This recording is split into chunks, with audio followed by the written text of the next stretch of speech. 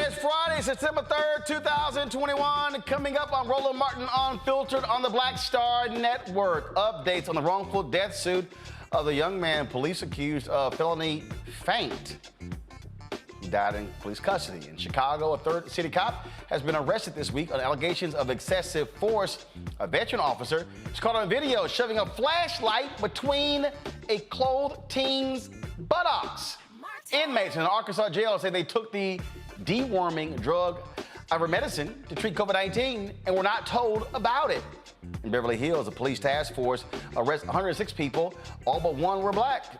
According to a class action lawsuit, the task force targeted black people with harassment and arrest for low-level and even non-existent violations to keep them away from Rodeo Drive.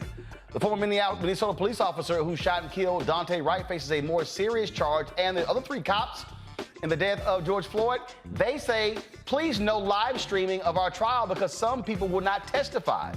The South Carolina Supreme Court strikes down a city ordinance mandating masks for public school children just as the state struggles with a surge in school-related coronavirus cases. Also, updates on the R. Kelly trial. A woman testified that the singer paid her $200,000 to settle a lawsuit after giving her herpes. Also, President Joe Biden blamed the surging COVID-19 cases for the lackluster August jobs report, which saw an increase in black unemployment. Plus, in Alabama, the first African-American woman in the Birmingham School Board joins us tonight for our Education Matters segment. It is time to bring the funk on Roland Martin Unfiltered on the Black Star Network. Let's go. Whatever the miss, he's on it. Whatever it is, he's got the scoop, the fact, the find. And when it breaks, he's right on time and it's rolling. Best believe he's knowing. Putting it down from sports to news to politics. With entertainment just for kicks, he's rolling. It's on go, roll, roll, y'all. It's Roland Martin, yeah. Rolling with Roland now. He's funk, he's fresh, he's real, the best, you know he's Roland Martin now.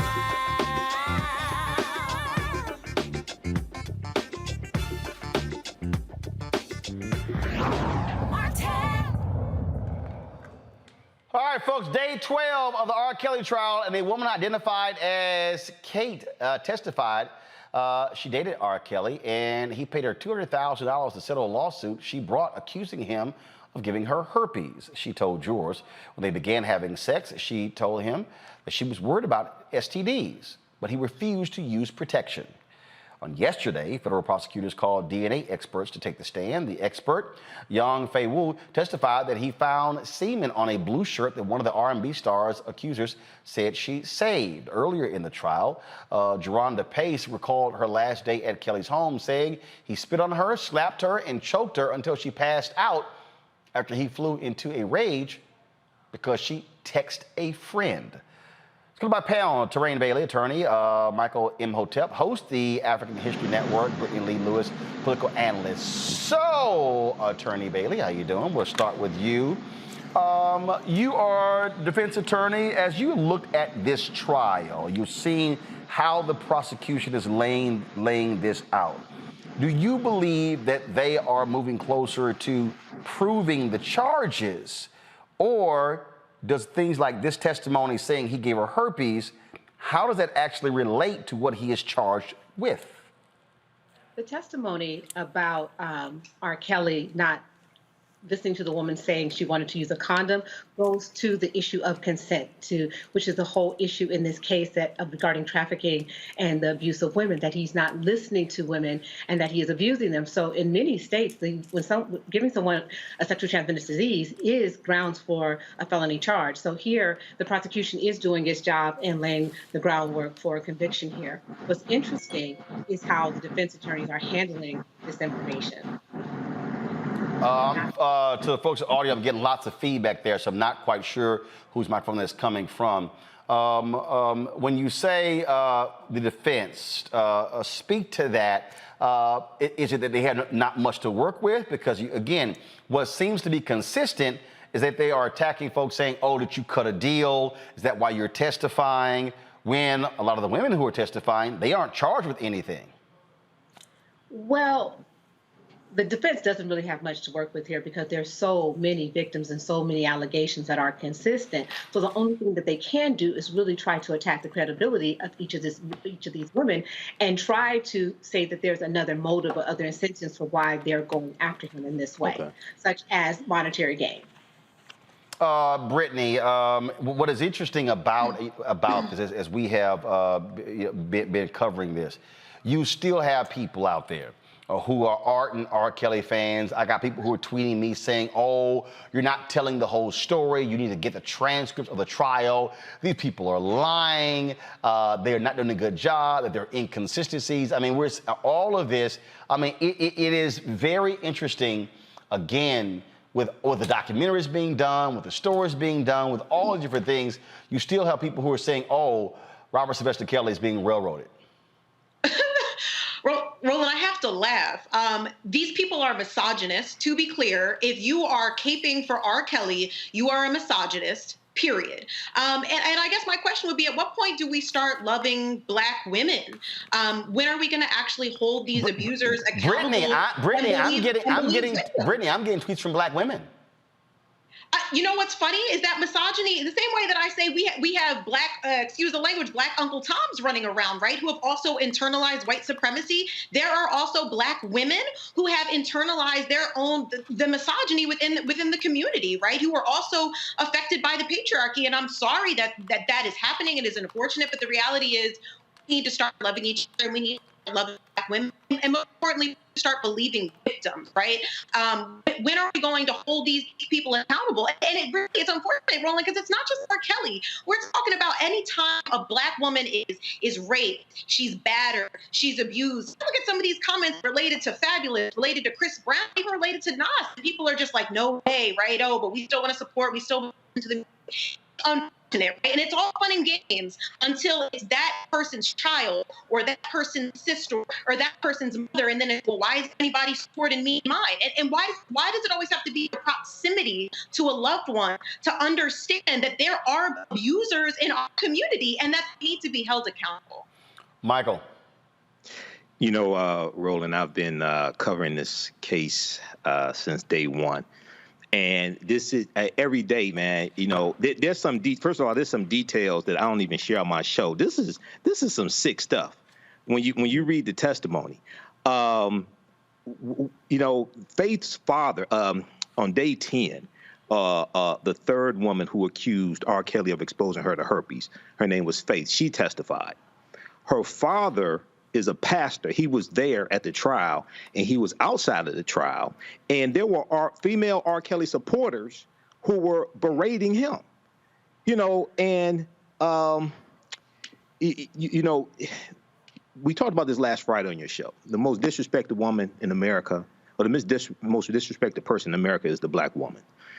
And we're seeing this here a second time. We saw this in the first trial. We see this again a second time here.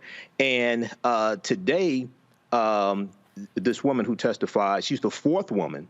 Her name, they're using the name Kate. She's the fourth woman to testify in this trial that accused R. Kelly of exposing her to herpes. And, you know, brother, we have to stand up to defend African-American women. But also, I just had a quick question for the attorney here, if I could.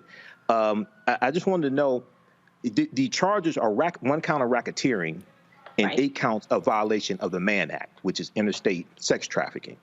And I just wanted to know, how is the prosecution doing presenting their case regarding the 1 count of racketeering? How are they doing in regards to that?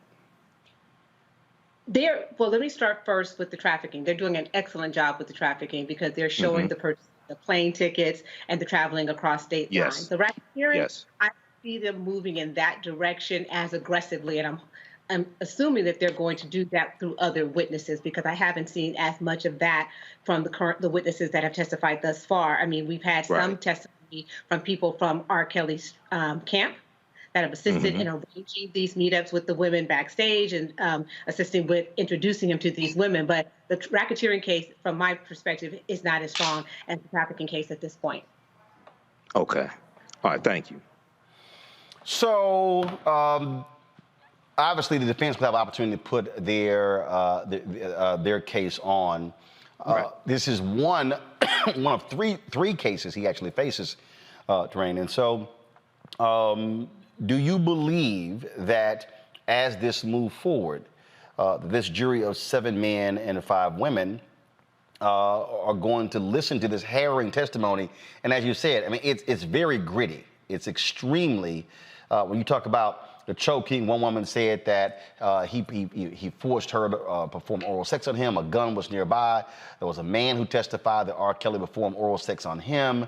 I mean, just day after day, just extremely graphic testimony, and that this jury is hearing every single day. This testimony is exhausting for a jury.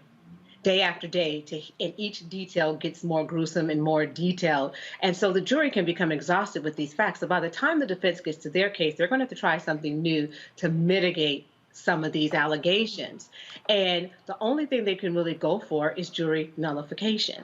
And jury nullification is when you say, okay, these are the facts, okay? But look at it from this point of view. These women, regardless of their age, consented to being initially involved with R. Kelly. And then they take it from there and they start showing how this may have been more consensual and part of sexual preferences more so than abuse. But that is going to be a hard sell to a jury, but you're going to have to ask the jury to set aside all their reason and all their common sense and say these women, all these women agreed to this behavior and this treatment.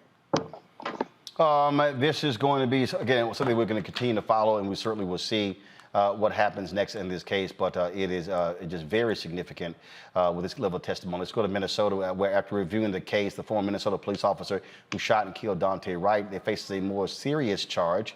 Former Brooklyn Center officer Kimberly Potter was already facing a count of second-degree manslaughter. Thursday, Minnesota Attorney General Keith Ellison added an upgraded charge of first-degree manslaughter to the existing count of second-degree manslaughter. The officer shot Wright, who was unarmed, during a traffic stop. The incident was recorded on police body camera video on April 11th. Potter claims it was an accident, saying she thought she had a taser in her hand and not her service weapon when she pulled the trigger. What do you make, Terrain, what do you make of the aggressiveness of AG Keith Ellison? Obviously, a huge win for them with the conviction of the former cop who killed George Floyd. This new era of prosecuting police officers after George Floyd, we're seeing something unprecedented. Officers used to mistreat defendants and just walk away with complete immunity. And after what we saw in Kentucky regarding Breonna Taylor, we're seeing attorney generals across the state, like the attorney general in Colorado in the McLean case, just come forward and say, you know what, enough is enough. Officers, they are charged with a duty, and then when they act outside their duty, they need to be held accountable. So this is really good for the public. This is saying we're going to hold these officers accountable. Again, this is what happens when you have, Brittany, you have attorney general or district attorneys who are not in the pocket of police in the unions, where they are examining the evidence. Absolutely. And we've known for a long time with all of these cases, the evidence is always damning, but it's a matter of actually doing the due diligence and prosecuting appropriately and letting our friends walk away. And I'm glad that we're finally entering this new moment. It does seem like this moment is unprecedented, because we know that oftentimes these police officers are not convicted, let alone even charged. And they're able to literally shoot first and ask questions later. I feared for my life. I made a mistake. And that's always seemed to be enough. And it's not anymore, Roland. And I'm glad that we are seeing these police officers being held accountable. Michael, again, we talk about DAs matter, AGs matter. Right. We're seeing this in the case of Minnesota. Absolutely. And we just saw this in the case of Elijah McClain as well, because the Democratic governor appointed a special prosecutor who's the state's attorney general. State's attorney general came back with 32 counts against 3 officers and 2 paramedics. And here, once again, this is an example of how elections have consequences and elections matter. OK, so we have to make a direct connection between protests and issues that we're protesting against and who actually resolves those issues. The police reform, DAs, all of that, prosecuting rogue police officers, et cetera. The one thing that I have concerned, and you know, I've covered a number of different police cases and police shootings. The one thing I have a concern about is what happens when this white female police officer, if she gets on the witness stand, and if they have a jury trial, because in this state, I'm not sure if she can have a bench trial, because that's a trick that they pull also, is have a bench trial with just the judge that's the juror, as opposed to a jury of 12, to take the public out of it and take the emotion out of it. What happens when she gets on the witness stand, Kim Potter, and breaks down crying and sobbing and say, I didn't mean to shoot this boy and all this stuff? That's my concern, you know. So we have to see how this turns out. But, you know, I agree with the charges, but we have to see how this turns out. Folks, let's stay in Minnesota, where attorneys for 3 of the other officers on trial for killing George Floyd, they now want to keep the trial from being broadcast and live streamed. Go to my computer, please. The request came from the attorneys for Thomas Lane, Jay Quing, and Tal Thao. Earlier they wanted the trial to be publicly broadcast. Now they're saying that, that if this is streamed, that there are people who are not going to want to testify if they do so. Terrain, that's quite interesting. That's quite interesting there on that particular point. By saying that, if it's streamed, there are people they're not going to testify. Really? They don't have a choice. A subpoena is a subpoena. It's not an invitation. So they don't. Well, you're saying there's no party flyer, huh? No, there's no RSVP. You just show up or you go to jail. And it's very simple. And so I think what's happening is that these officers and their defense teams are seeing how the live stream of the trial worked out in the first trial. And it didn't work out very well there for Derek Chauvin. I mean, we were able to see, and we talked about this, his reaction to the jury and just how he reacted to the testimony about the death of George Floyd. And so it's not to their benefit to have it publicly broadcast. This has nothing to do with their witnesses. Their witnesses have no say-so whether or not they come or go. So this is a defense. And you know what? I respect that. I respect that. You do what you have to do to protect your client. So if your client, if it's not looking like it's going to work out well for this to be broadcast for your client, then you try to shut that down. This is what they wrote, Michael. Cameras in the Chauvin courtroom brought us to the dangerous pass where people are deterred from testifying for the defense because they fear the wrath of the crowd. Mm-hmm. Well, wait a second. Before Derek Chauvin was convicted, you wanted the trial to be broadcasted. You wanted the trial to be live streamed. Now that it didn't go the way you thought it was going to go, now you changed course. See, the question I would ask, on cross-examination, I would ask the question, what changed between when you first made that statement, okay, because the evidence didn't change, basically, okay? So what changed between when you first made that statement, you wanted it broadcasted, and all of a sudden now you don't want to broadcast it? But I find it interesting that they're saying this now. When you had African-Americans who testified, okay, in the Derek Chauvin trial, it was broadcasted. When you had the case of Darnella Frazier, we heard her voice, but we did not see her face, okay? You can do the same thing for these people who you're claiming don't want to testify and have it live streamed. We can just hear their voice. We don't have to see their face. So, when they make changes like this, I just have to ask the question, okay, so what changed before when you were talking all that stuff, selling wolf tickets, before the verdict, and now all of a sudden you don't want to have it live streamed? Yeah, it is. It's quite interesting there, Brittany. Maybe it's because, you're afraid of that conviction? Roland, they know they're about to get chewed up, spit out, and locked up. And the court of a public opinion is important. And we've seen that with the last couple of cases. They know what's about to happen. And that's why that quick switch happened, right? Now they don't want it to be public. So they know they're about to get locked up. Absolutely. And at the end of the day, the transcript of what they're going to testify to is going to be made public. Right. So it's not as if they can testify in secret and say, well, I said, he's a great guy. Nobody's going to know it. So this is simply for the defense. They know it is not, this is an uphill battle for them in the court of public opinion. Yeah. And again, if you've already convicted the Derek Chauvin, you know they are concerned. Let's go to Georgia, where former Georgia prosecutor is facing misconduct charges related to the killing of Ahmaud Arbery. A grand jury indicted former Brunswick Judicial Circuit District Attorney Jackie Johnson for violating her oath of office and hindering a law enforcement officer. Arbery's father says he wants everyone involved in his son's death to be held accountable. I mean, it's so grateful because, you know, everybody that had their hand on his death need to be brought to justice, because the way he died, it just really devastated my family. I'm still struggling with it every day as a father, because, you know, it's my job to protect my children. And God knows I do that. You know, I'm still hurt because all I got is pictures to look at him, and every morning I get up, I look at his pictures. I'm saddened by it. A Georgia judge is not allowing attorneys for the men accused of killing Arbery to use the slain black man's past in the upcoming trial. Superior Court Judge Timothy Wamsley said the victim's character isn't relevant or even admissible in the murder cases. Father and son Gregory and Travis McMichael and their neighbor William Bryan will go to trial in this fall in the February 2020 slaying of Ahmaud Arbery, who they chased and shot after seeing him running in the neighborhood. Defense attorneys say the man suspected Arbery was a burglar and tried to make a citizen's arrest. Terrain, this DA, remember, it took 3 shots to finally get this person, to get these men indicted. The first 2 DAs passed on it. Here, you have this white DA, frankly, using her power to try to hinder the investigation. It's very rare to see a grand jury indict a former district attorney.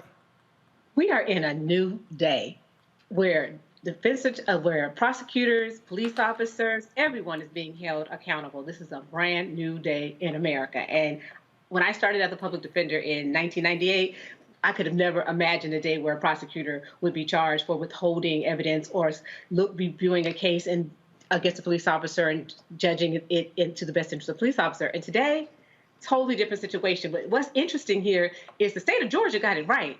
Georgia's law allows for prosecutors to be prosecuted when they fail to do their job.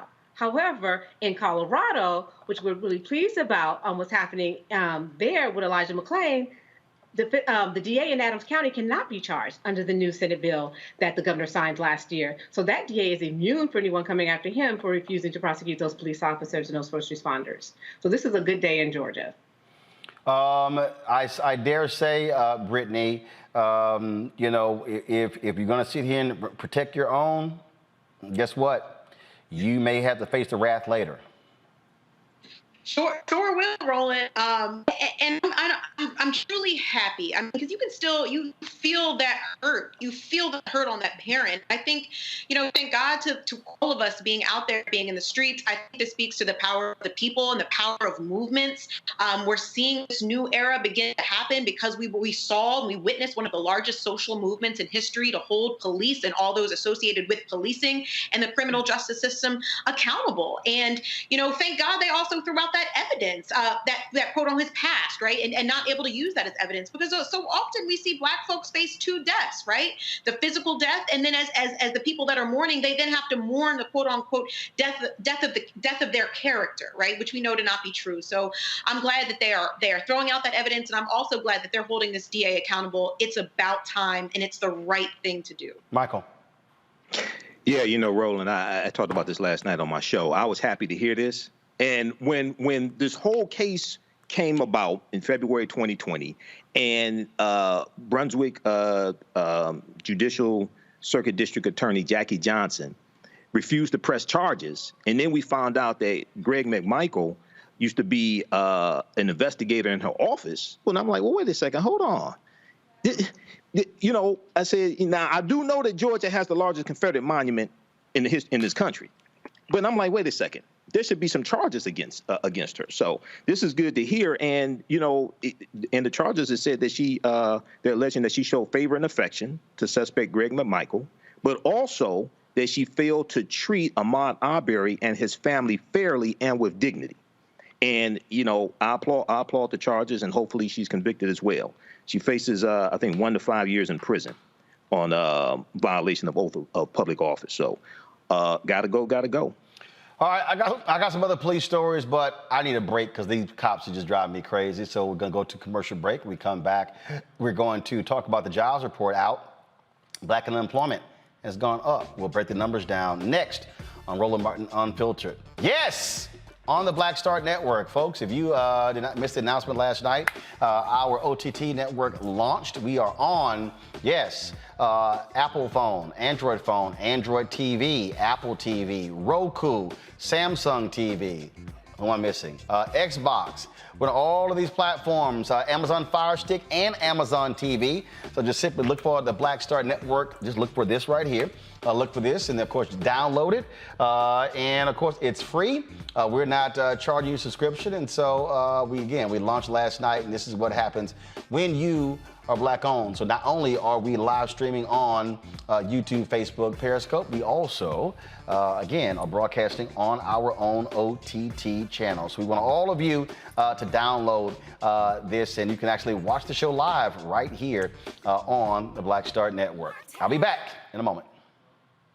I believe that people our age have lost the ability to focus the discipline on the art of organizing. The challenges, there's so many of them and they're complex, and we need to be moving to address them. But I'm able to say, watch out, Tiffany, I know this road. That is so freaking dope.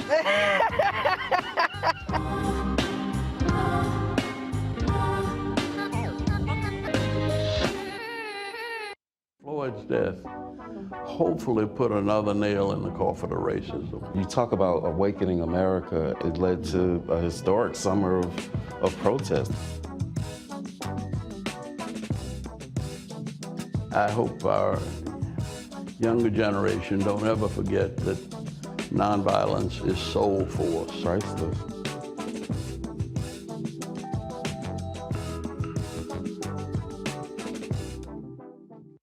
I'm Chrisette Michelle. Hi, I'm Chaley Rose, and you're watching Roland Martin Unfiltered.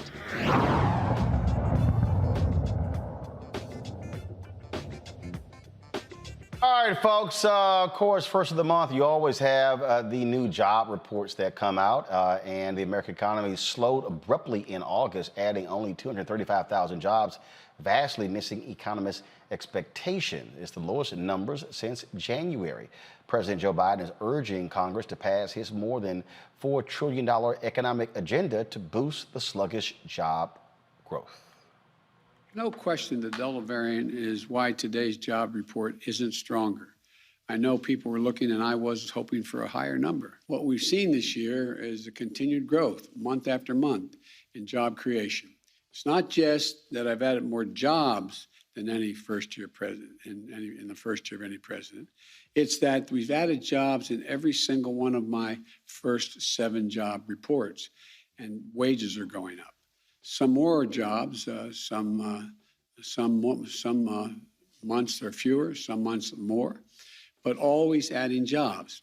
This is the kind of growth that makes our economy stronger and consistent progress, and not boom or bust. Today's report fell far short. Predictions were revised down to 728,000 from 750,000 earlier after Wednesday's ADP employment report. According to the Bureau of Labor Stats, the unemployment rate fell to 5.2% in August from 5.4%, yet black unemployment went up.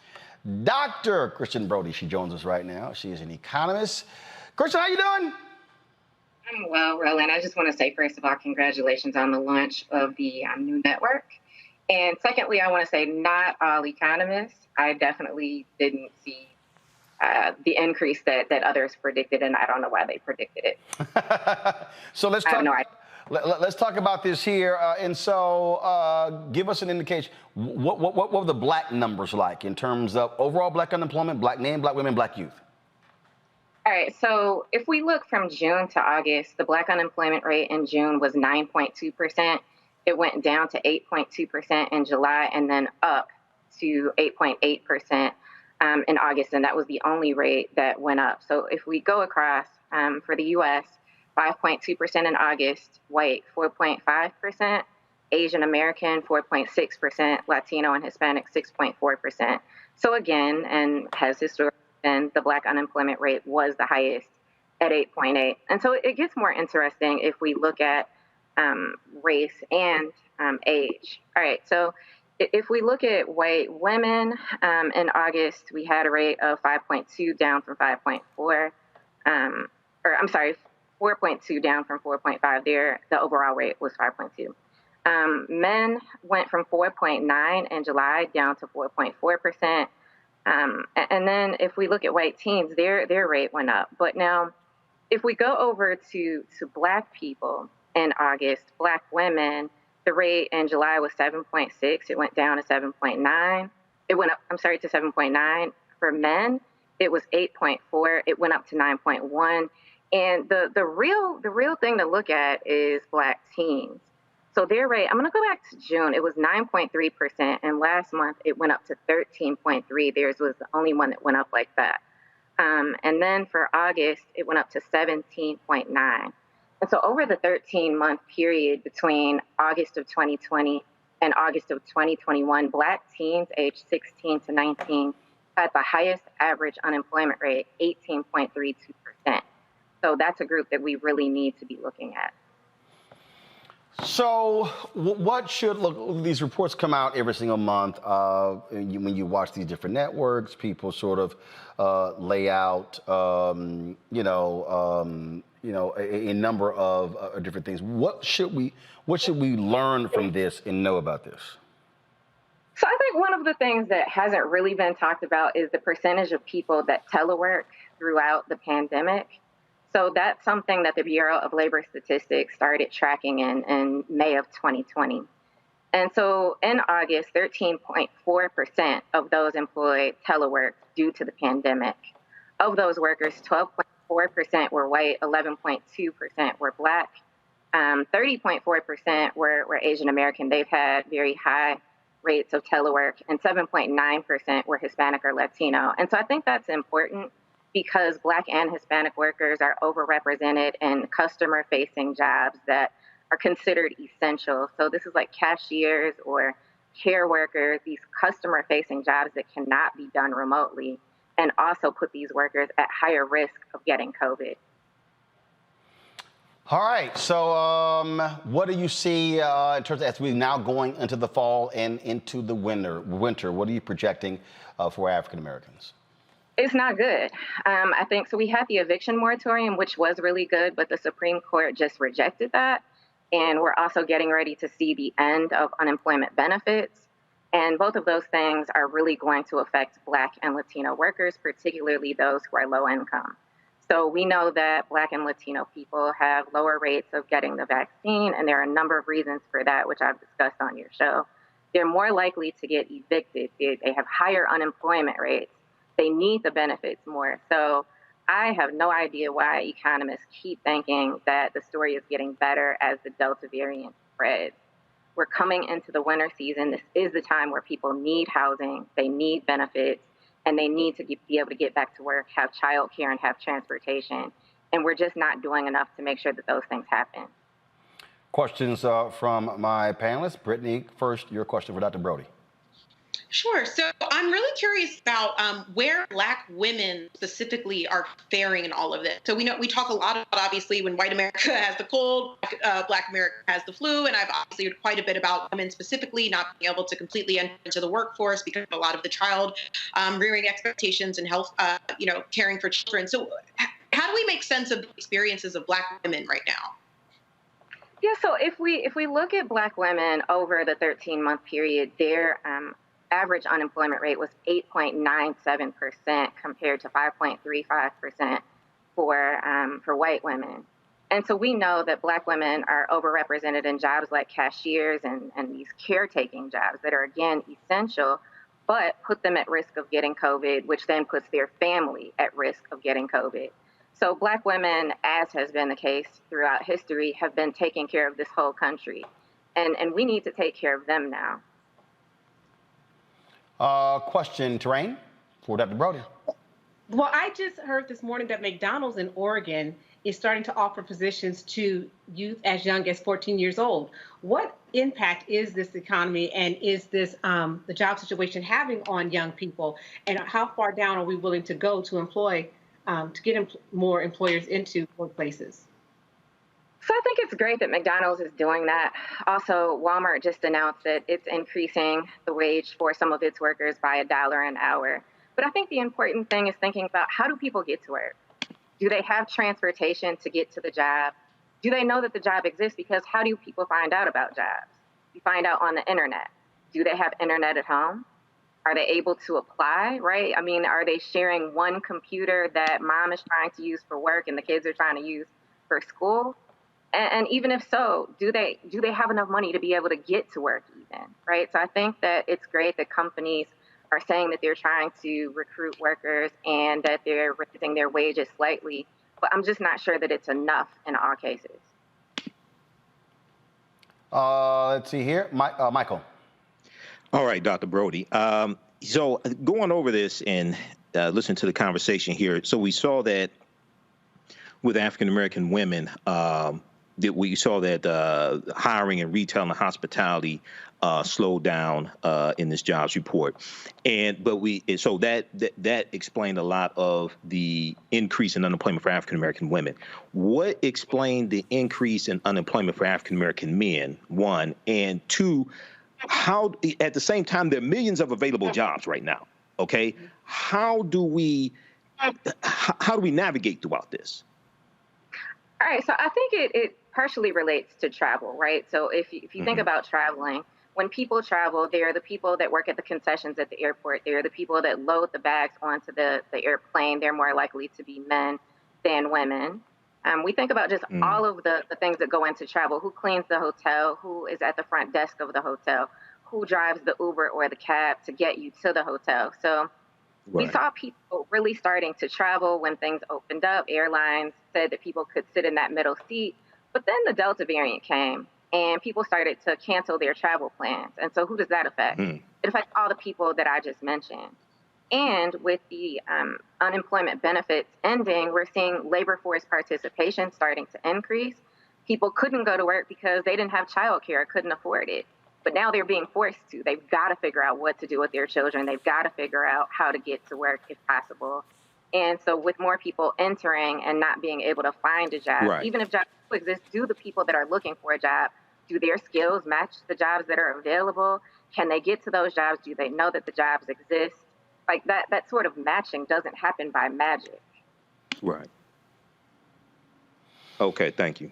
Well, it is certainly a whole lot to take in with these job numbers. We certainly appreciate breaking down. Unfortunately, when you watch these other networks, the black focus never actually happens, which is why we got to have our own. So otherwise, we wouldn't know any of these black numbers because they definitely don't talk about it on these other networks. Exactly right, Roland. So, okay, now we had our lower third that said Alabama A&M, but you got this Alcorn State shirt? Yeah, you know I went to Alcorn. I worked at Alabama A&M. I loved it. But undergrad Alcorn, grad Jackson State, got to represent. I'm just saying, okay, and so first of all, we got about 5 titles for you. And so are you still a fellow at the Brookings Metropolitan Policy Program? Yes, of course. Okay, you're doing that, but you also are at Alabama A&M, right? I'm on leave from Dillard. Yeah, see, there you go. See, I'm telling you, girl. You first of all, you making sure you're not gonna be a part of the unemployment numbers, because every time you come on, you're a different joint. I try, gotta make it happen, Roland. I'm trying to be like you, trying to make things happen. Oh, you know damn well I don't believe in having one check. All right, Dr. Christian Brody, we certainly appreciate it. Thanks a lot. All right, folks, let me go to a break. We come back. But wait till we tell you about the craziness in Chicago where a police officer is accused of shoving his flashlight in the buttocks of a brother. Oh, but we're supposed to not hurt their feelings. I keep telling y'all, keep your foot on their neck. Otherwise, they'll do stuff like this. You're watching Roland Martin Unfiltered on the Black Star Network. Back in a moment. White supremacy ain't just about hurting black folk. Right. We got to deal with it. It's injustice. It's wrong. I do feel like in this generation, we've got to do more around being intentional in resolving conflict. You and I process. haven't always agreed. Yeah. But we agree on the big piece. Yeah. Now, conflict is not about destruction. Conflict's gonna happen.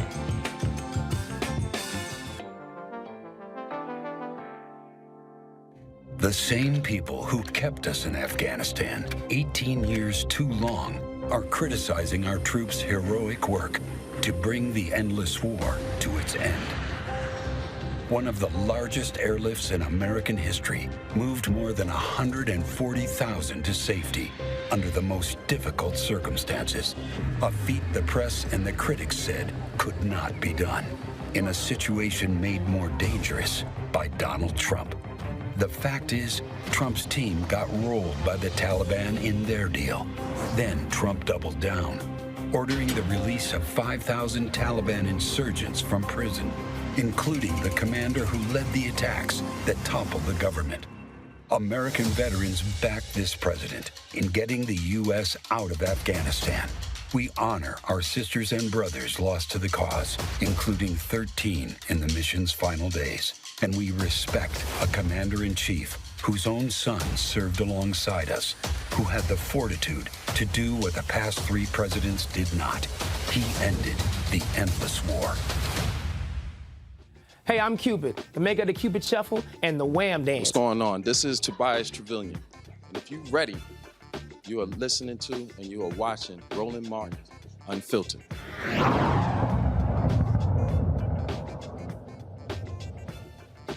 Another black man in Texas dies in police custody. His family files a wrongful death lawsuit against the Texarkana Police Department to release Darren Boykin's 2019 arrest footage. 23-year-old Boykin was arrested because he was a suspect in a string of petty thefts in the area. He's arrested and put in the police car driven by Officer Jerica Weave.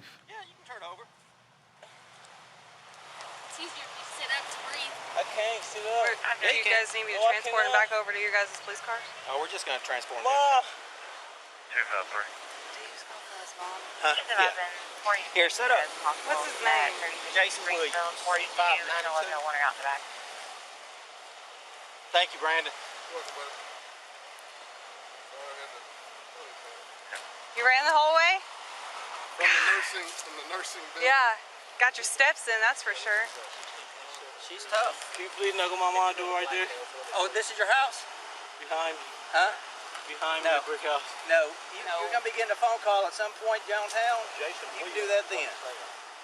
Oh, if your family, listen to me, if your family wants to come out here and pitch a fit, though. What are you saying date of birth is? What's your date of birth? 8592. 8592. I gotta lay down. Okay. Let's go ahead. He ran all this way and then he acts like he can't. Stand up. Can't function. Stand up. Okay, sir. Stand up. Function. It's either you're standing up or you're dragging. All right, cool. Come on.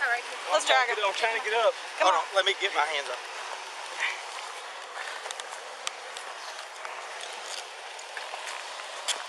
You want to put him in the backseat of mine? Or you got one over here?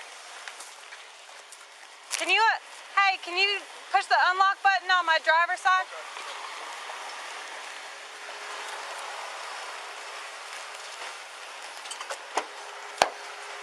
You can get in by yourself? Sure.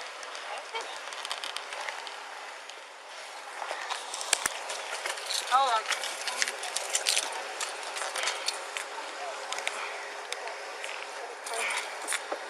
Do you have anything on that side? No. Do you have anything on that side? Then you lie about your name, dude. Come on. All right, get in. All right. This is going to be y'all's felony suspect, too. Get in. I've seen the judge. You help me, I can't. Get in or I'm going to pull you in.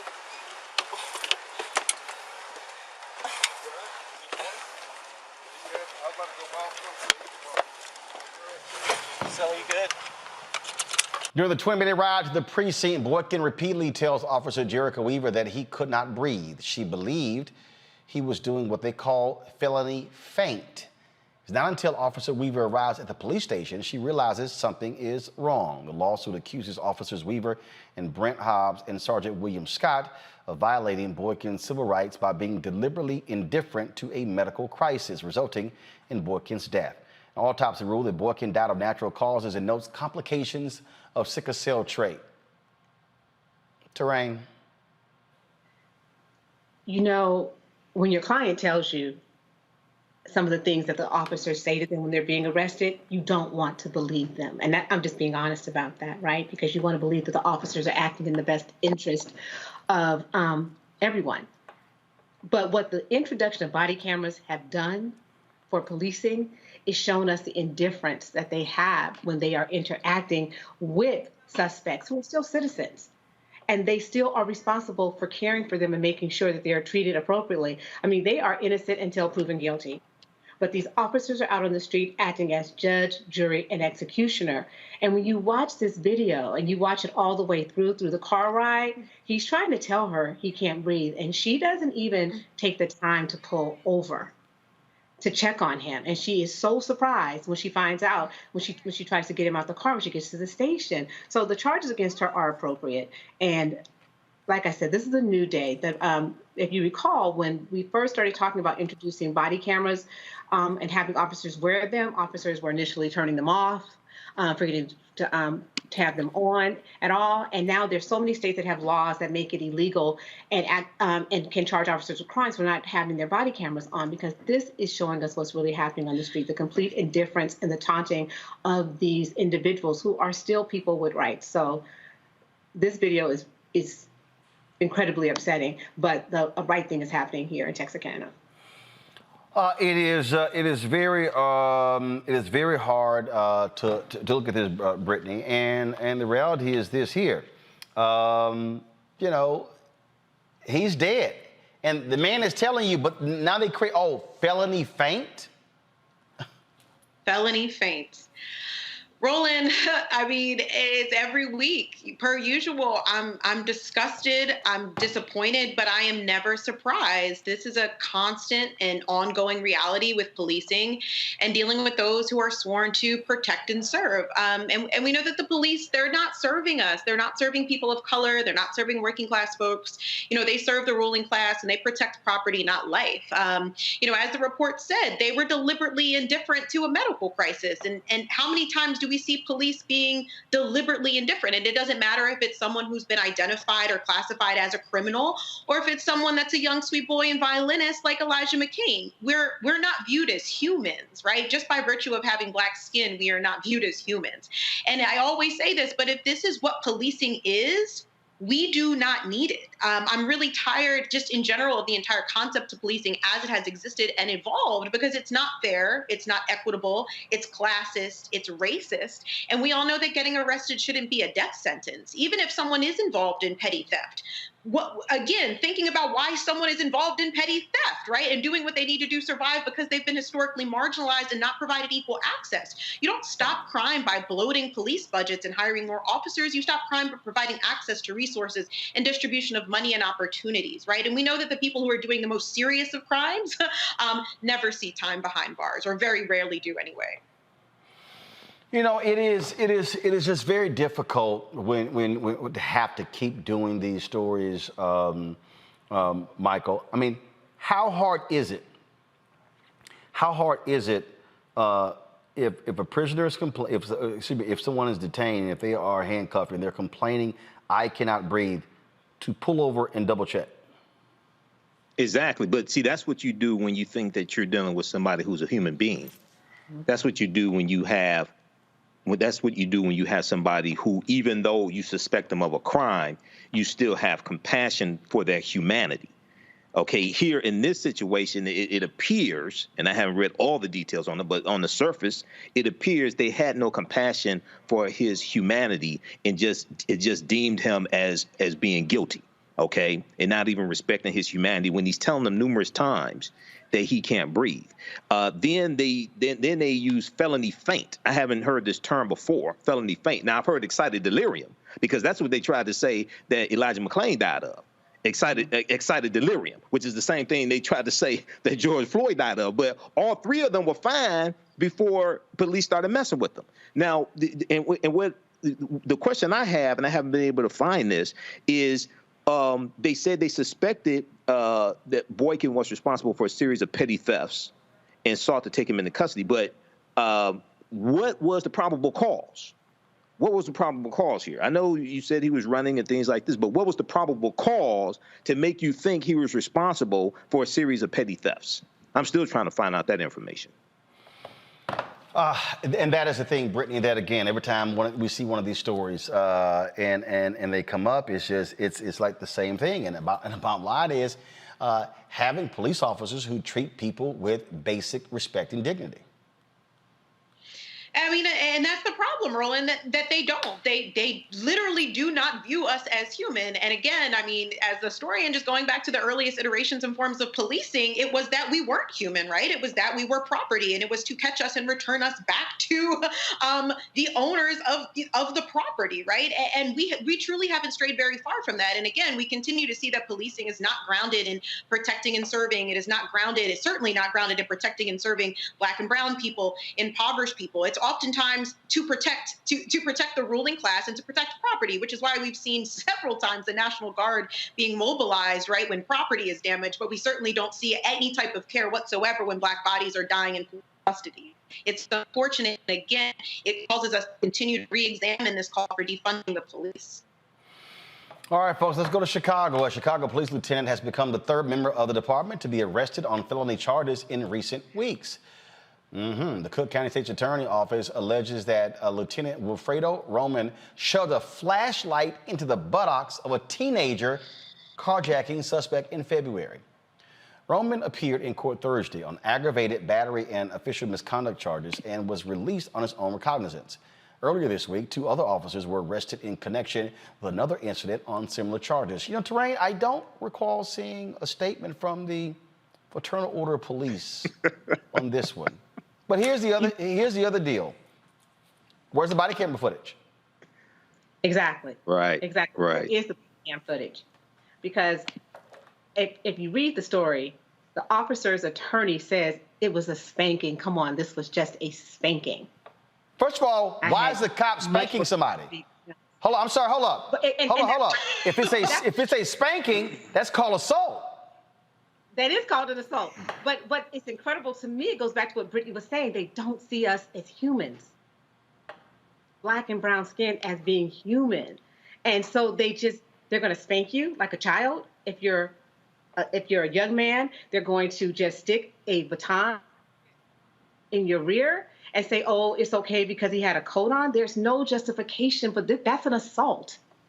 Entering someone's rectum, whether it is an attempted entry or it's an actual entry, that is assault, and it's a sexual assault. That's what we haven't gotten to yet. And they're trying to soft shoe it, but there was no rhyme and no reason. And I'm wondering, where is the body cam footage? What is the justification for doing this? Because nothing about this alleged carjacking suspect indicates that he needed to be searched in his rectum with a flashlight. Shades of Abner Louima, Michael. Absolutely. And, you know, reading the story here, it says the incident was captured on an officer's body camera. And so I want to know where the body camera footage is, since it was captured. But then the officer's lawyer says that there was no injury to the teen as he was clothed and wearing a coat during the alleged incident. But still, it's like you don't have to actually steal something out of somebody's house. Just breaking into the house is a crime. You don't actually have to like steal something out of the house. So, you know, this officer needs to be held accountable. I want to see the statement from the Fraternal Order of Police. I know they're going to put one out eventually. So, you know, this is a crazy case, man, out of Chicago. But this is an example why these officers have to be held accountable, and they need to release this body camera footage as well. So this is another crazy story, man. But at the same time, with these various cases taking place, people who want, at the same time, many of us are going to have to apply to these police departments and be the type of officers that we want to see as well. As they weed out people like this, as they weed out these white supremacist officers, things like this, many of us are going to have to apply to these departments and be the type of police officers who serve and protect that we want to see also. Well, it is absolutely crazy when you see these stories. In California, the Beverly Hills Police Department is hit with a lawsuit claiming its officers arrest black people disproportionately. The complaint centers on the police department's Operation Safe Streets initiative. The suit claims that between March 2020 and July 2021, the task force made 106 arrests, 105 of them black. Beverly Hills Police Department issued a statement which that says the following: the women and men of BHPD take an oath to protect human life and enforce the law, regardless of race. Any violation of this pledge is contrary to the values of this department. We take all concerns regarding the conduct of our officers very seriously. That's it. I mean, I'm just saying, Police Chief Dominic Rivetti of Terrain, 106 people arrested, 105 black. Boy, I don't know if you. That's a hell of a ratio. So, if you recall, in 1992, at the start of the riots in Los Angeles, the officers didn't swarm to South Central, where the majority of the destruction and the violence was happening against people in our community.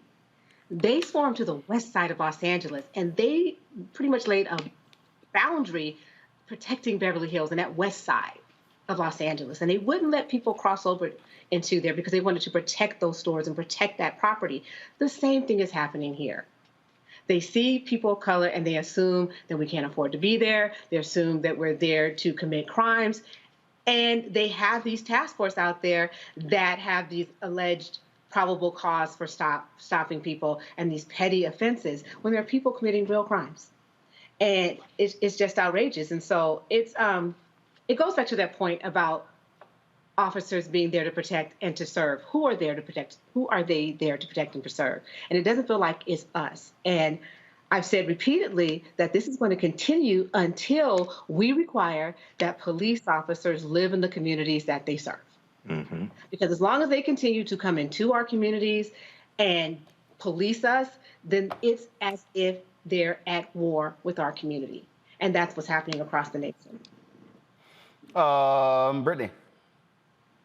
I need an explanation, because that wasn't it.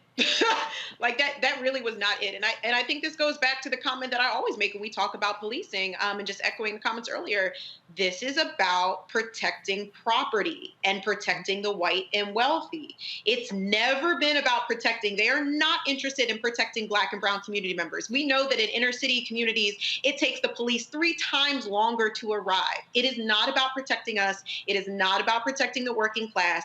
They care about protecting property and the white and the wealthy. It's the policing, literally, when we think about Rodeo Drive, it's the policing of what they believe should be a whites-only area. And we may remove the signs that say white only, but quite frankly, we know that there are certain spaces that they solely do not want us. There's no other way to explain this. Clearly, they can't even begin to explain it, right? The statement that they put out doesn't make any sense and doesn't explain why this would happen, because it's not explainable. And I wonder at what point we are really going to continue to consider policing, as it exists, because it is not for us. Yeah, listen to that statement. I'm sitting there going, really? That's the best y'all can do, Michael? That's when you know you've been had. Right. They can't say anything else without incriminating themselves. So they put out that blanket statement, okay, and they just hope this case blows over. But you got Benjamin Crump and Attorney Bradley Gage, who filed this class action lawsuit. And what's interesting is Attorney Gage told the Washington Post that 2% of the residents of Beverly Hills are Black, but almost 100% of the rest are Black.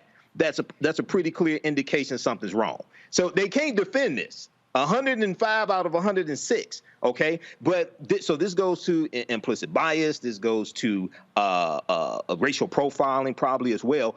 But the attorney here on the panel, Attorney Terrain, hit on something that I talked about in the previous segment. And we've talked about this before. Police have to live in the communities that they police. They have to come from those communities, because when you do that, and this is why I said, at the end of the day, many of us are going to have to apply to the police department and become the type of officers that we want to see, and who serve and protect, who come from those communities, who are their protected communities, not come from outside, who are there to occupy the community and see those people as subhuman. Okay, so I'm glad this lawsuit is being filed, and this is a number of significant lawsuits that Benjamin Crump has filed in the past couple of months. One against Johnson & Johnson, dealing with baby powder, and them targeting African American women, marketing the Johnson baby powder to African American women after it was linked to cancer. And then there's another one, significant one he just filed as well. I forgot the other one also. But this is good news. But this is why you have to have police reform as well. Make them pay. Make them pay. All right, y'all. Going to break. We come back. We're going to talk COVID. Yeah, it's still a significant impact all across this country. You're watching Roland Martin Unfiltered on the Black Star Network. Back in a moment. All right, so a lot of y'all are always asking me about some of the pocket squares that I wear. Now, Robert don't have one on. Now, I don't particularly like the white pocket squares. I don't like even the silk ones. And so I was reading GQ magazine a number of years ago, and I saw this guy who had this pocket square here, and it looks like a flower. This is called a shibori pocket square. This is how the Japanese manipulate the fabric to create this sort of flower effect. So I'm going to take it out and then place it in my hand so you see what it looks like. And I said, man, this is pretty cool. And so I tracked down, it took me a year to find a company that did it. And so they make these about 47 different colors. And so I love them because, again, as men, we don't have many accessories to wear, so we don't have many options. And so this is really a pretty cool pocket square. Now, what I love about this here is you saw when it's in the pocket, it gives you that flower effect like that.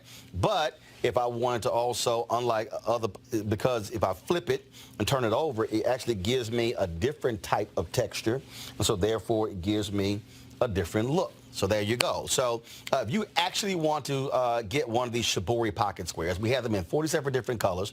All you got to do is go to RolandSMartin.com/pocket squares. So it's RolandSMartin.com/pocket squares. All you got to do is go to my website, and you can actually get this. Now, for those of you who are members of our Bring the Funk fan club, there's a discount for you to get our pocket squares. That's why you also got to be a part of our Bring the Funk fan club. And so that's what we want you to do. And so it's pretty cool. So if you want to jazz your look up, you can do that. In addition, y'all see me with some of the feather pocket squares. My sister, who's a designer, she actually makes these. They're all custom made. So when you also go to the website, you can also order one of the customized feather pocket squares right there at RolandSMartin.com/pocket squares. So please do so. And of course, it goes to support the show. And again, if you're a Bring the Funk fan club member, you get a discount. This is why you should join the fan club. I'm Bill Duke. This is Diala Riddle, and you're watching Roland Martin Unfiltered. Stay woke.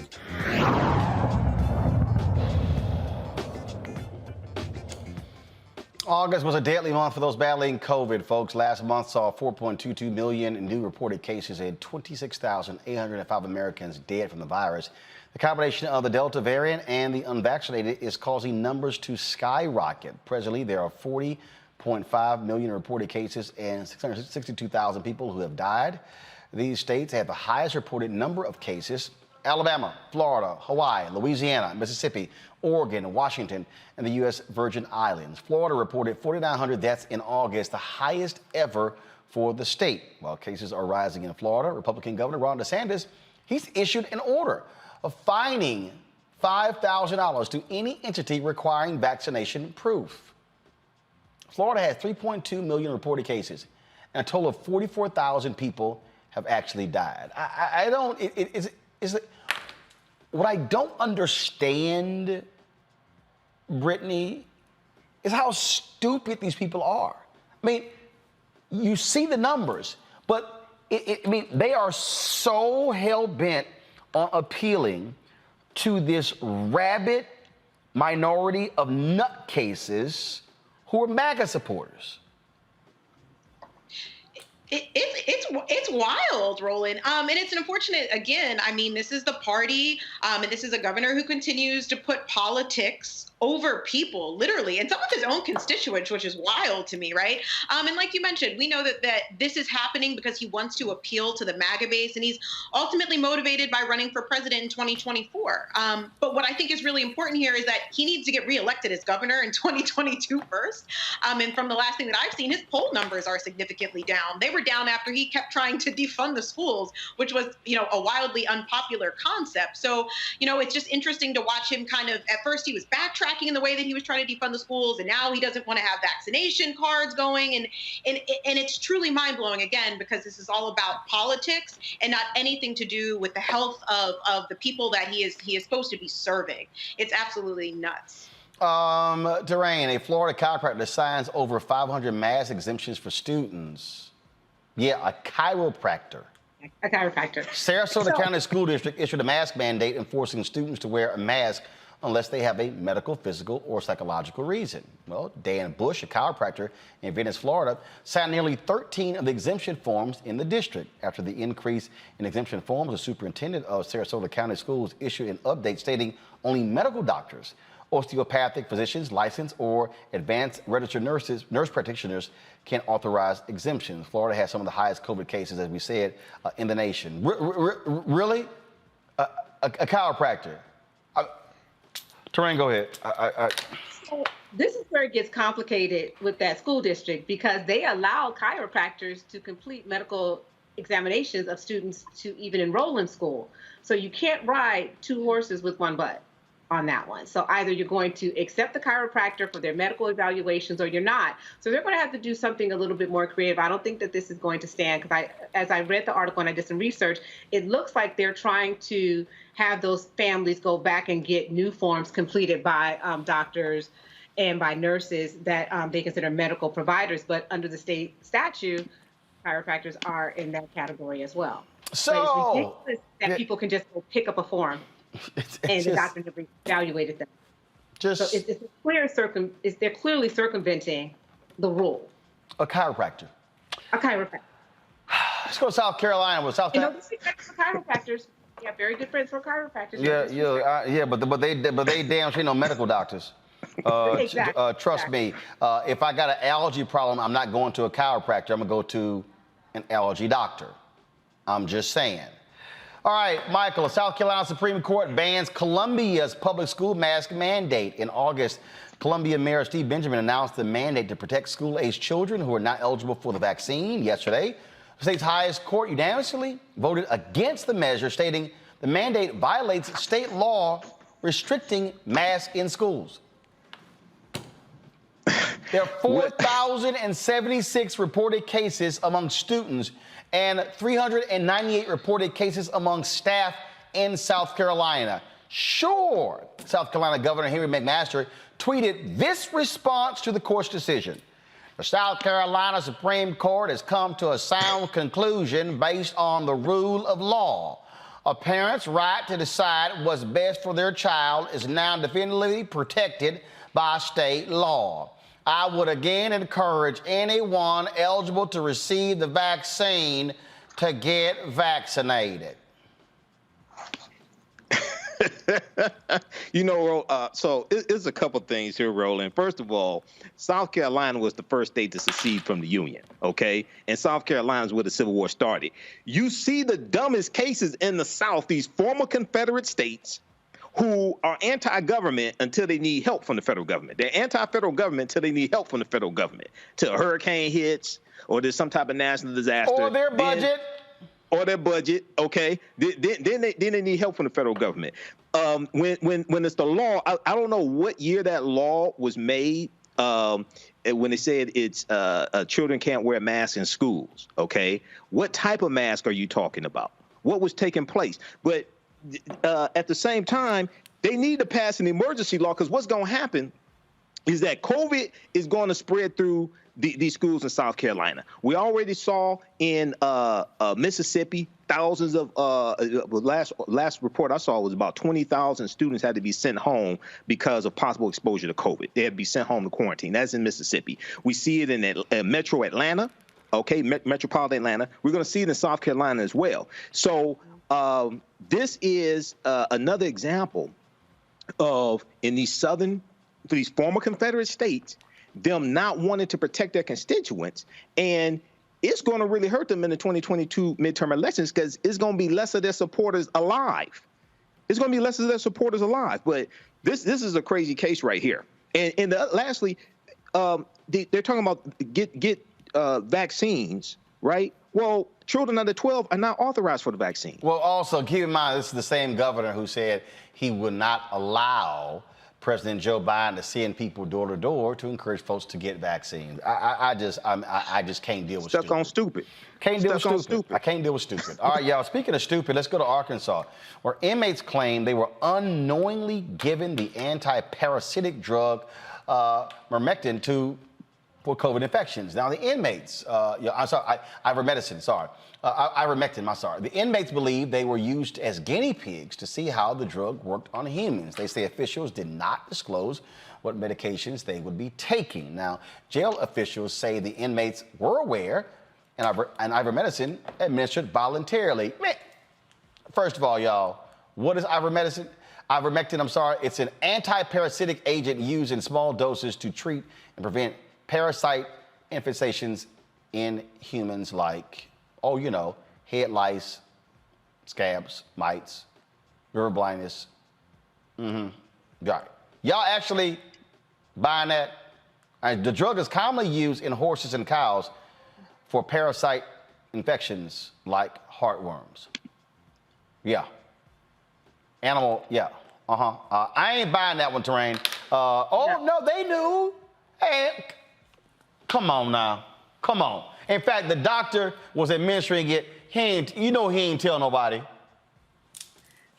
What's interesting is that the company that the jail was relying on, there's a financial incentive here. The first time I heard about this drug was when I used to own a horse, and we needed to use that medication for my animal, but not for humans. And when Arkansas is one of the states that has a prisoner's bill of rights and has an inmate handbook, so that the inmates and their rights are outlined for them, and they have the right to be told what they're given. This is truly very reminiscent of the Tuskegee experiment, where you give someone something, you say, okay, let's see what's happening. But according to the officials there, they said they've been using this drug to treat COVID in their jail since 2020.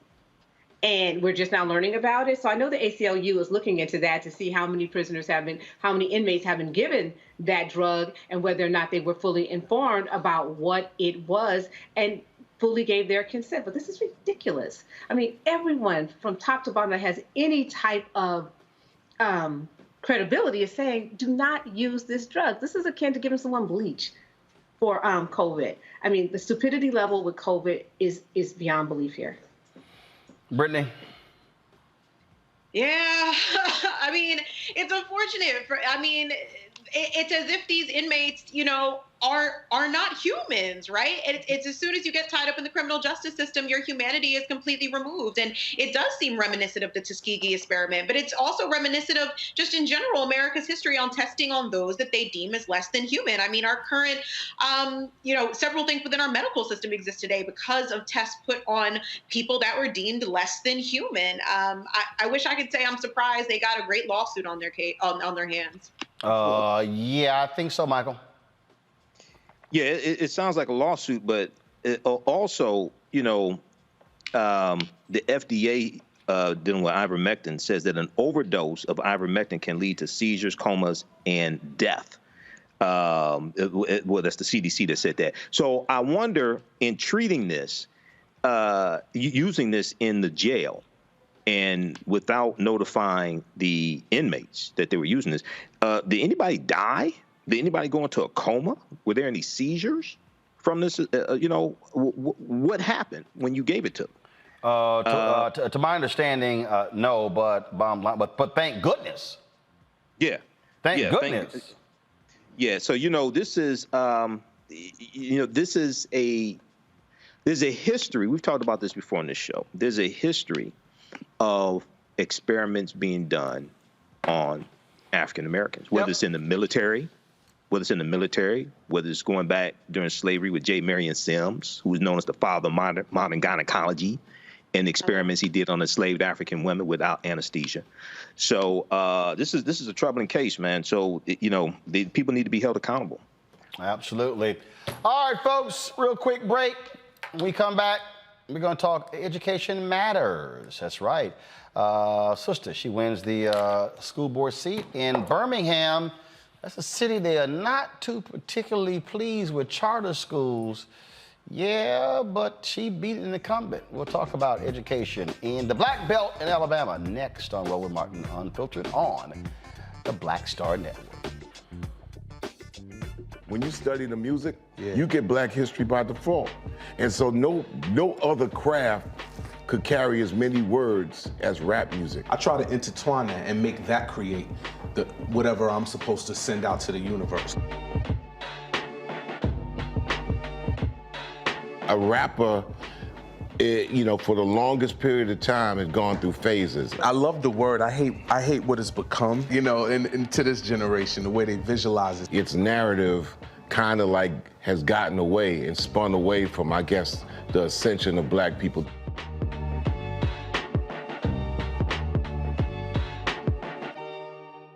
Women have always been essential. So now how are you going to pay us like that? And it's not just the salary. I mean, there are a whole number of issues that have to support us as women. Yeah. That's what we deserve. That we shouldn't have to beg anybody for that. And I think that we are trying to do our best as a generation to honor the fact that we didn't come here alone and we didn't come here by accident. I always say every generation has to define for itself what it means to move the needle forward.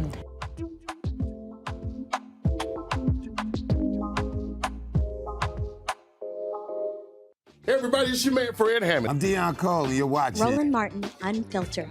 Stay woke.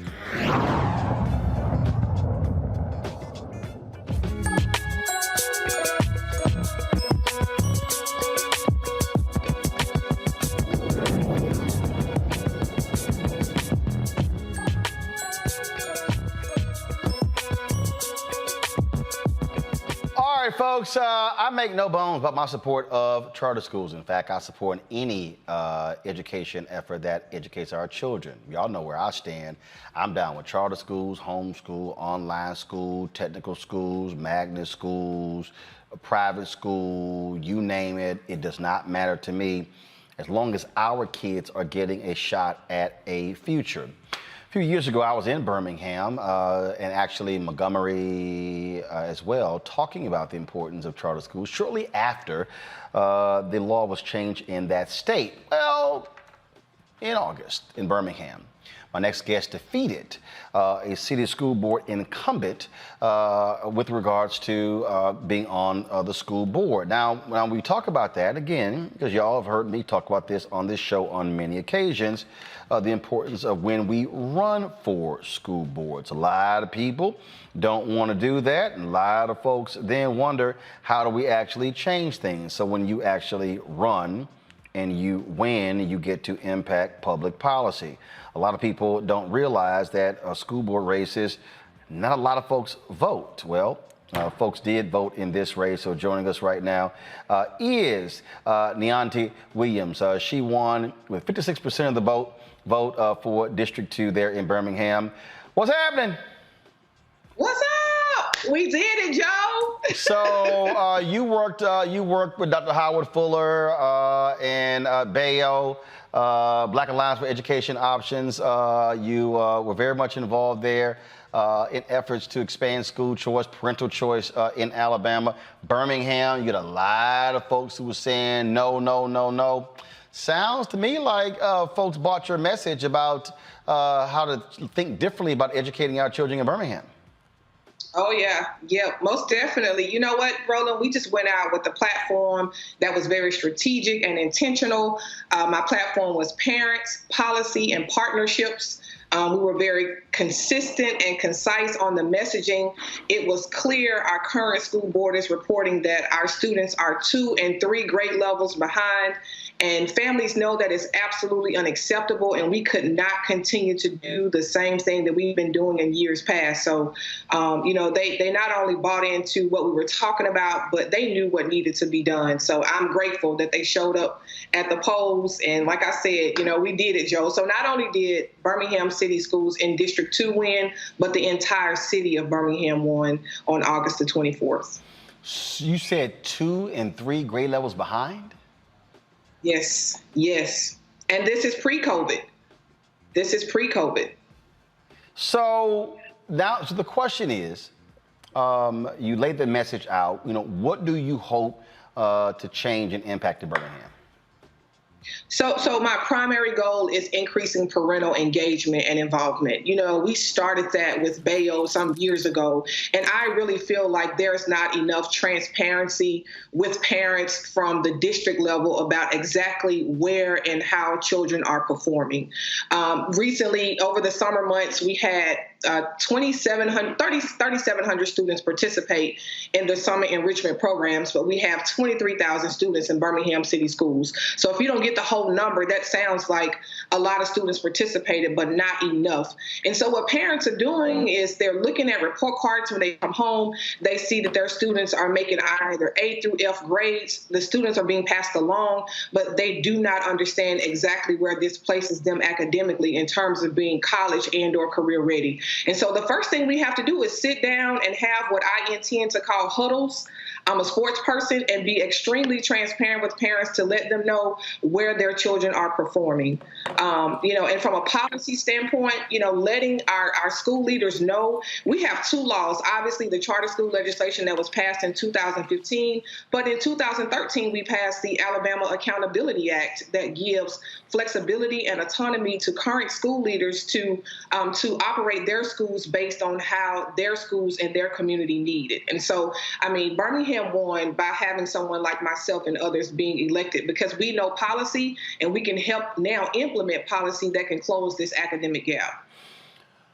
I mentioned going to Birmingham, Montgomery. I forgot I also went to Selma. And I remember, and I think you were there in Selma as well. I remember the conversation where there was a sister. And in fact, I'm gonna go pull that video up. I'm gonna make sure that we put it on Black Star Network so people can actually see what we talked about. There was a sister who was the first Black female athletic director at Division 1A school who was on one of the panels. And she said, this is what she said. She said that your student scores and grades are so poor in Selma that I would not send my scouts to even recruit your athletes because they would not be able to make the grade to qualify for NCAA. Yeah, and that's interesting that you bring up sports, because in addition to working with Bayo, what really turned on the lights for me, I referee women's college basketball Division I.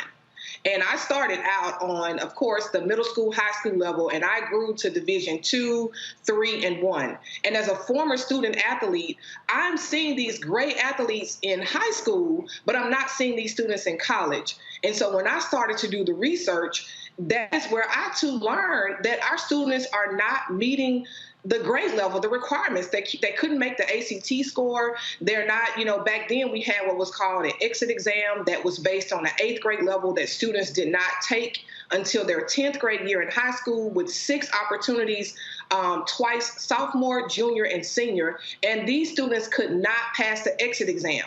And so at this point, the state decided that they would remove the exit exam because so many children were actually not getting to graduate.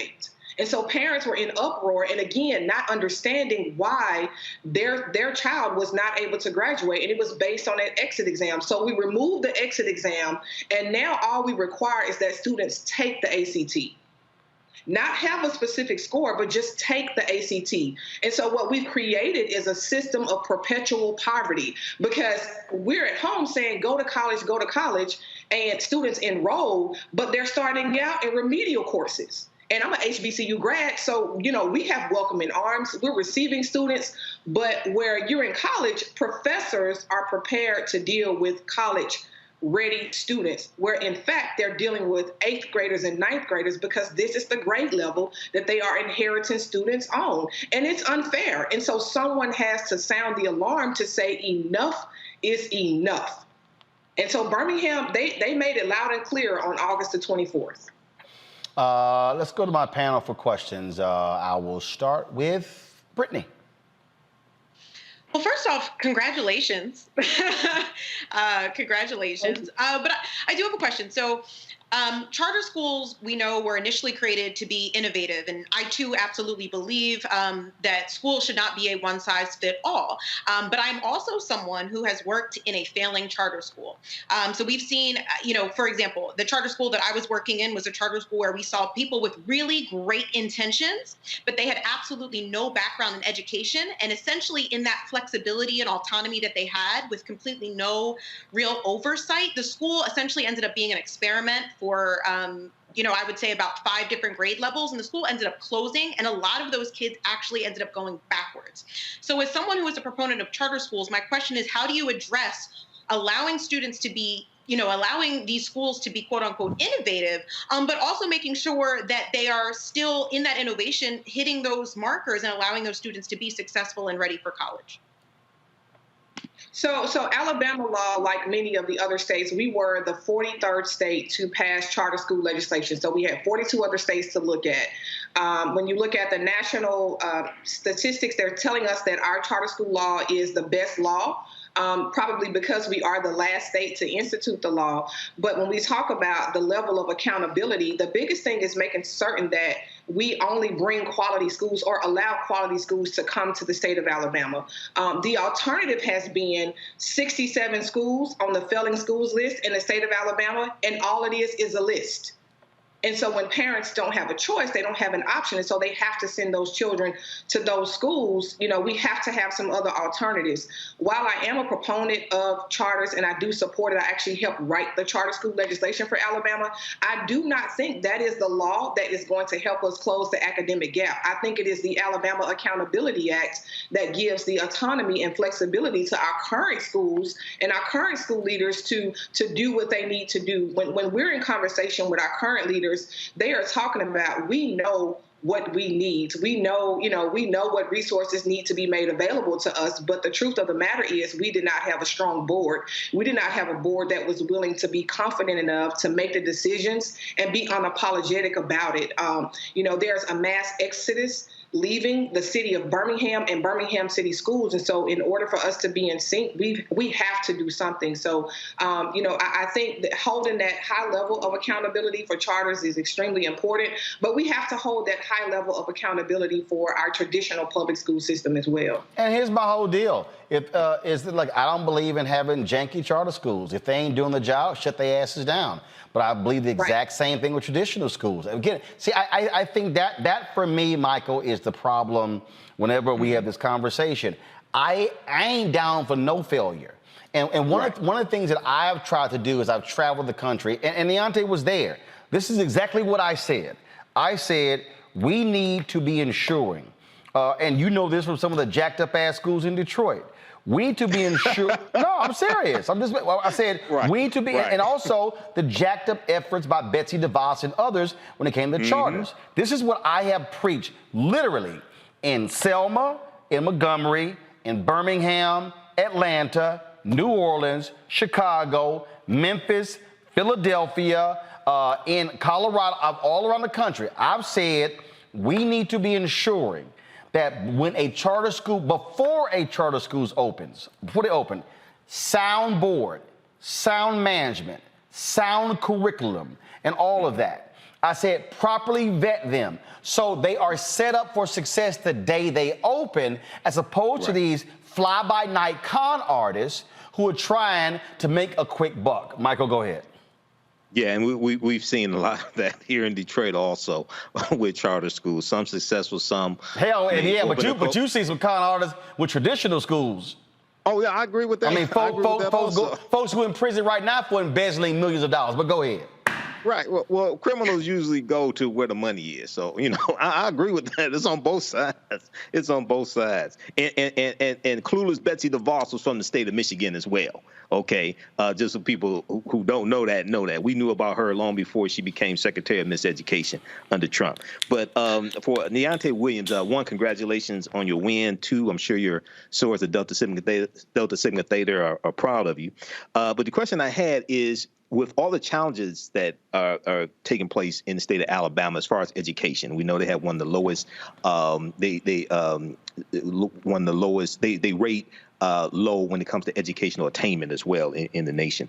For this school year, what is it that you want to see implemented to try to start turning things around? We know we're not going to solve all the problems in one school year, but for this particular school year, what do you want to see implemented to start making progress and reversing these trends that we're talking about? Yeah, so it goes back to me to parents. Like, I think that is the large. I've been a parent advocate for a very long time, and it's like too often things have been done for us and not with us. And so when I say us, I'm speaking about the community and those that are most impacted by it. And so we have got to bring parents on board. That's the only way that we can. I think what it would take 4 years to do, we can do in 2 years if we are honest with our parents, if we are intentional and create opportunities. We have leaders that will say, well, we want parents to come to the school. We want parents to be involved. Parents show up, and then there's the mean secretary saying, can I help you? Looking over the frame of her lenses, not really there and transparent. And so I just think, without a doubt, and I'll tell you the other thing that made me say we've got to do something different was the response to what happened with COVID. Last year, of course, no one was prepared. No one was prepared for a pandemic. But I felt like from an educational standpoint, we reacted as opposed to responding. We should have already had partnerships with people in the community, from our faith-based community to the business community. They have, beautiful emphasis. They have facilities. We should have created safe spaces. We should have put school buses in neighborhoods, took out every other seat, created hot spots, because there are a lot of grandparents and great-grandparents that are rearing children today. A lot of the parents who are frontline workers, they work in the restaurants, they work in the hospitals, the hotels, the places that our state leaders deemed as, places of necessity. And so, we did not do a good job. And so the biggest thing is letting parents know that they matter. And for people who aren't typically involved in the grassroots work and understanding the importance of parental engagement, they minimize that a lot. And that's part of the problem. We don't respect the voices of those households that those children are coming from. And then the other thing is, these parents are a product of this system that we're trying to fix. Right. So know how things are. So we can't pull wool over their eyes. Terrain. Okay, thank you. Question for Daunte? Congratulations. This win is huge. This is so huge. Birmingham, Alabama is over 70% African American, over 70% Black. So looking at that number, this is largely important to our community. So for those who aren't parents, but who are interested in helping close the achievement gap in Birmingham, how do you plan to get them involved? So great question.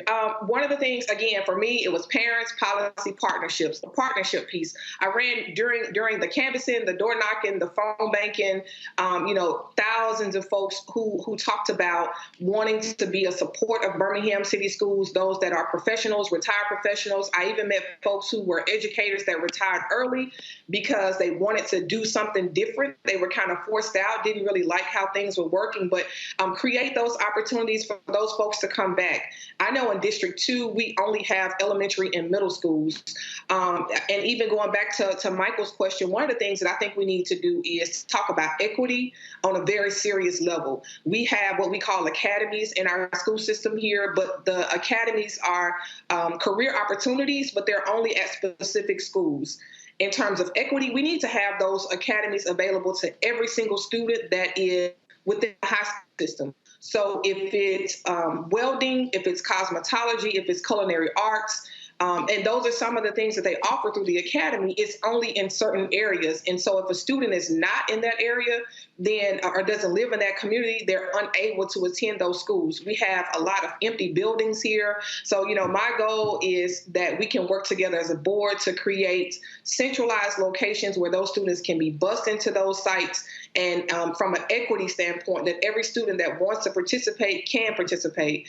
And the other thing is, starting those academies at the middle school level. We have such a high dropout rate.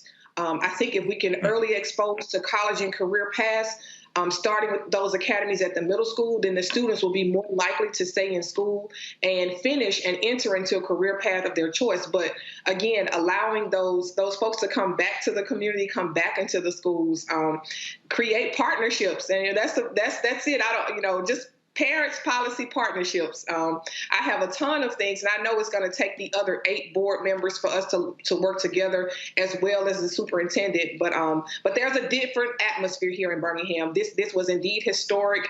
We've never had an African American female represent this district in the history of Birmingham City Schools.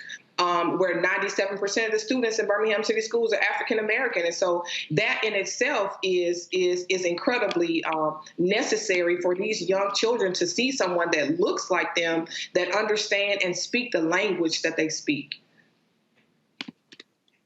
I will be in Birmingham next month for the Magic City Classic, and so look forward to seeing you there. And so also look forward to hearing some great things, what's happening there, because again, we got a lot of black folks in Birmingham, a lot of black folks in the Black Belt of Alabama, and education is vitally important, and we cannot be in a situation where we're making excuses for our kids not getting education. And let me say this here, we also can't make excuses when we are living in black cities with majority black elected officials and our school system still being in shambles. And so certainly look forward to that.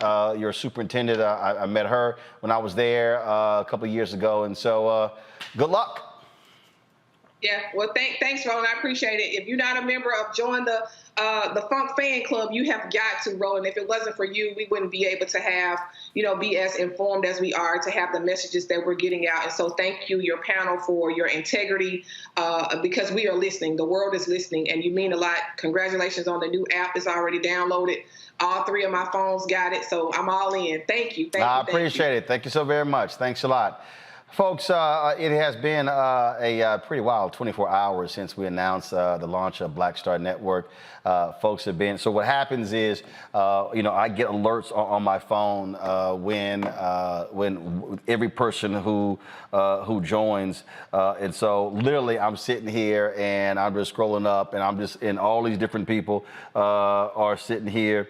You see the announcement of folks who joining, and we certainly appreciate that. And so here are the platforms that we are on. And so as we said, we are on Apple TV, Android TV. We're on Amazon Fire Stick, Amazon TV.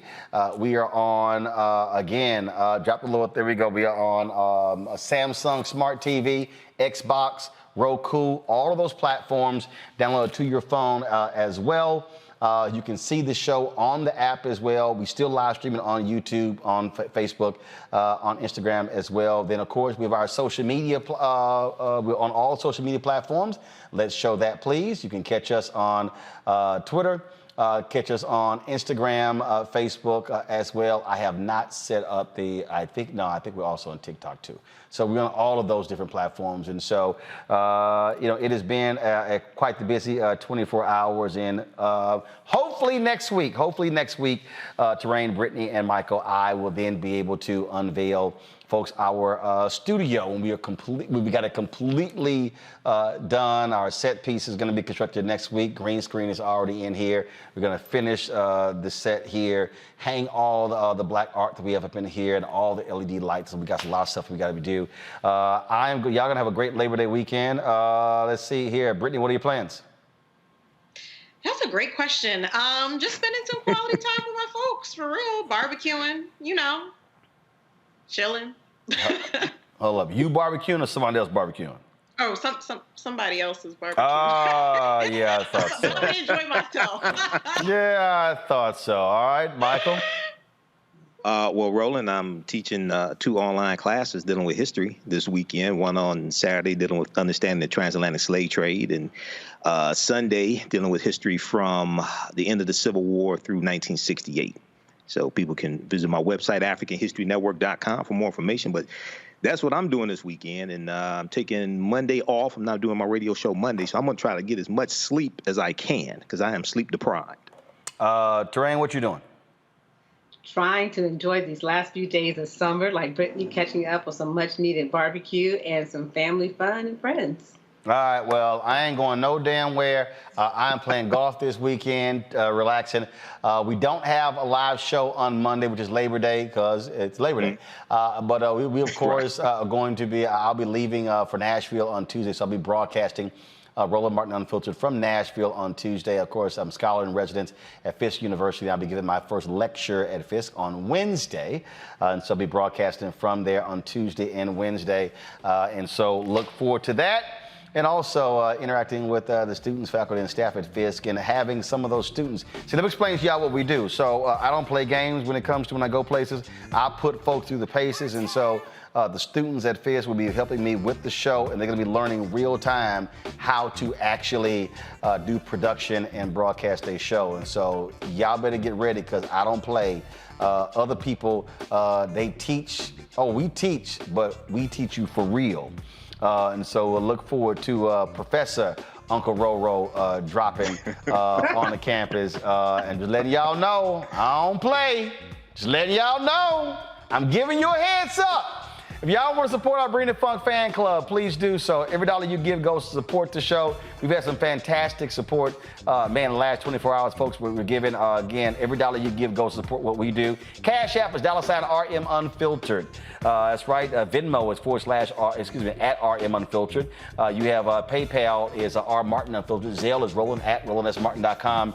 Roland at RolandMartinUnfiltered.com. No, we have created accounts on the other apps for Black Star Network, but if you want to support Black Star Network, you keep giving to these accounts right here.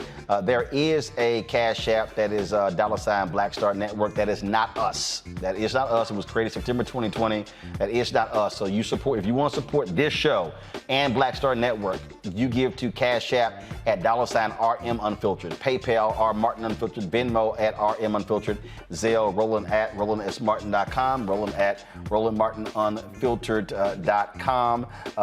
And we have, let's see here. I'm going to see if I can read this real quick.